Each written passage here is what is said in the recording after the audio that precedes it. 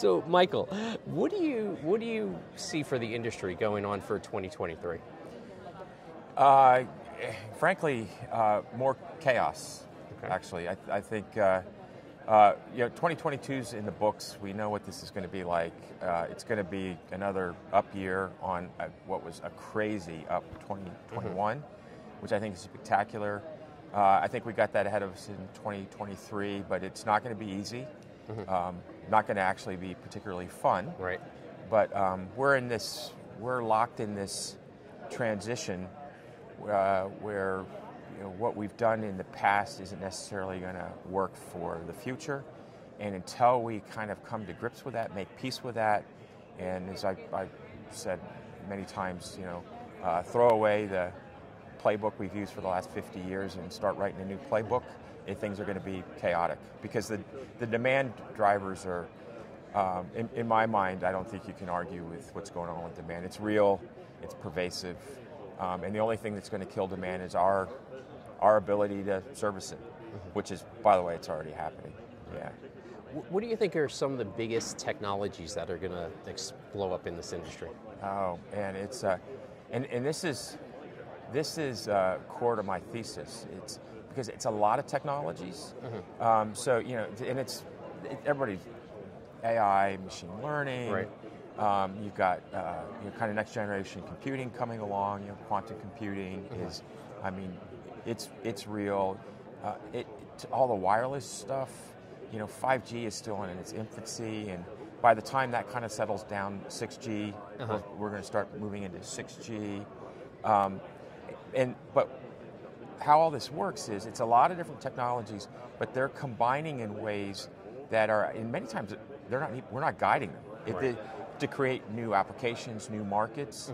So what we see is this kind of pervasive spread of technology into all kinds of stuff, and it's all obviously about connectivity and digitization, pushing stuff to the edge, and it is such early days. It's not even. So I look around at this hotel. There's this huge trend with smart buildings, smart infrastructure. This hotel, I don't think you could find something with lower IQ than this hotel. Right. And this is a huge opportunity. And my understanding is, I don't know, Planet Hollywood or somebody. Hard Rock bought this place. Yeah, and is going to redo it. And my guess is, if they're smart, what they will do is they'll have a connected digital strategy for this place, and we'll start putting in sensors, and it's everything. It's air quality. Air quality it's such a big deal in most of the world, and we don't talk about it here in a place like this. In terms of maintaining people's health and all of that, you got to get on top of that.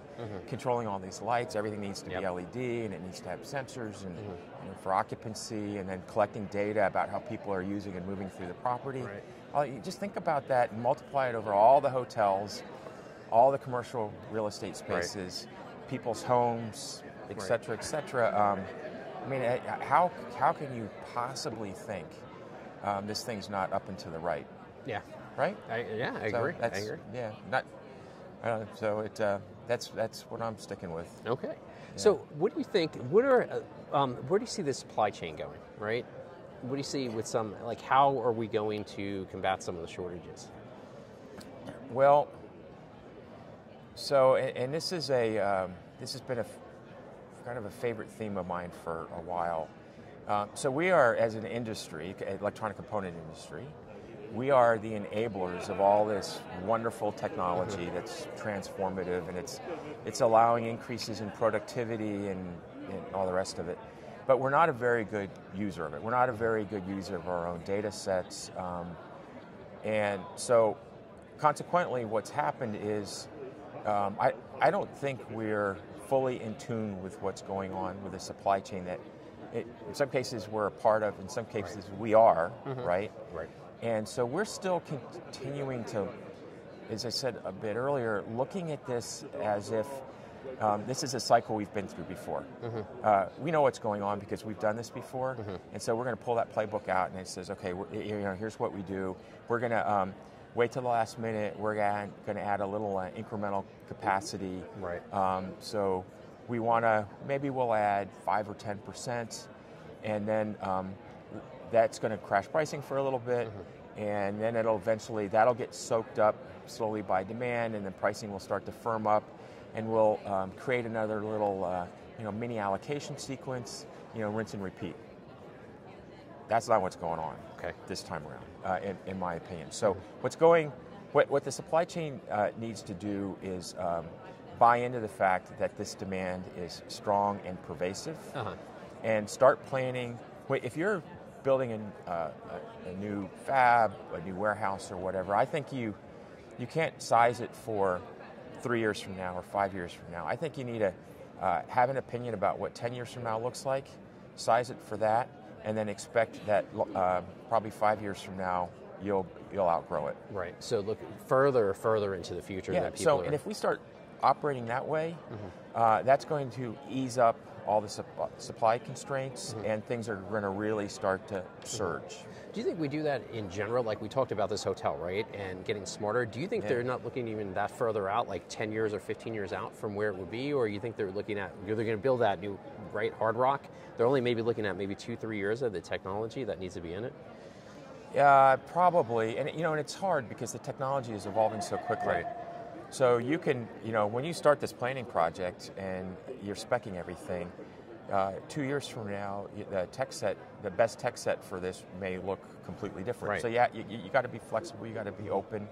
But it's going to get easier too, because right now you have, competing independent platforms, and there's going to start to be some consolidation there, and they'll start to standardize so things connect up better. So it's almost like you need to design it for change, in many ways. Yeah. You do. Things got to be agile, but there's so much amazing opportunity if you think far enough out, if you think big enough. If you don't, you're not gonna get your unfair share of this. And this is pretty wild. Yeah, pretty crazy. Okay, last question. When do you think we're getting to Mars?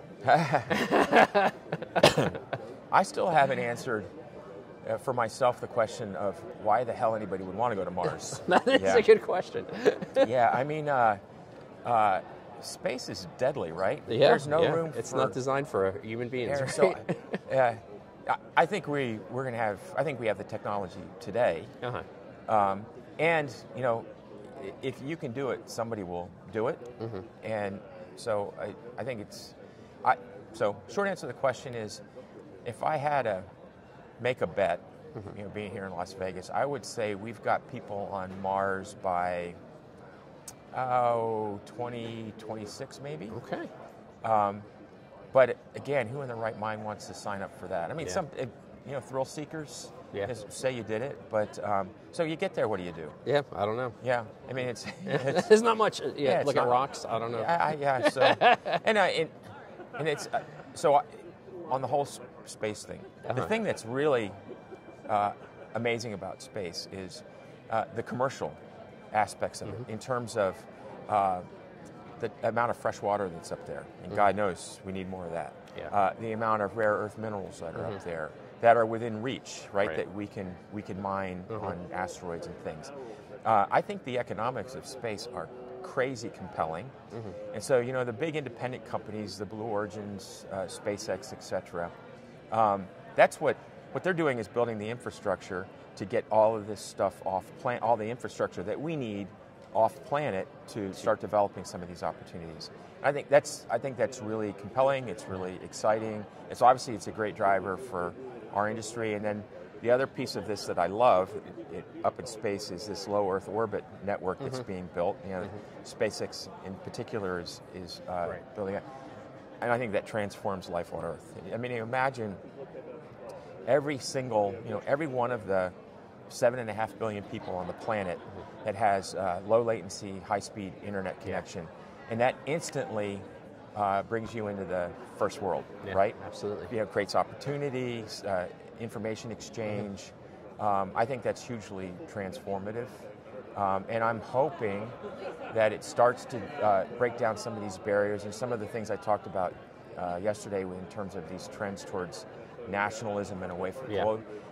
When we're a one human global network, I'm hoping that this idea of globalism and that we are all connected, and if you hurt somebody, you're inevitably hurting yourself because they're part of your supply chain. Yeah. That we finally get back to that, and then that's pretty cool. Yeah, that is. That's a good. Cool. It's a good thing. Yeah. Well, Michael, thank you so much you're welcome, Brian. for joining me. It's always a pleasure talking. Yeah, likewise. Yeah, thanks.